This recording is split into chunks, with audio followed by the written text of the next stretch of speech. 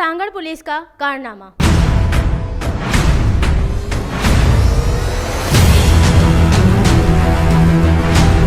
Police ने बेगुनाह शहरी के घर की चादर चार दीवार का तकद्दुस पामाल करके लूटमार और इंसानी हुकूक की तंजीम HRJDO तालका सांगड़ के जनरल सेक्रेटरी अब्दुल हकीम के घर पे धावा। घर में तोड़ फोड़ के बाद घर से मेहरान कार और कीमती सामान ले गए। जब SHO सांगड़ तफील भुट्टो से मौक़ूफ़ देना इनकार।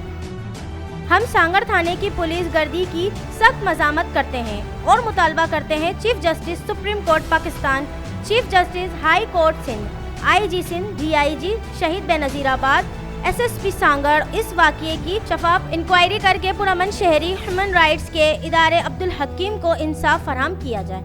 HRJD न्यूज़ से फ़िलहाल इतना ही। मज़ीद न्यूज़ और अपडेट्स के लिए देखते रहिए HRJD न्यूज़।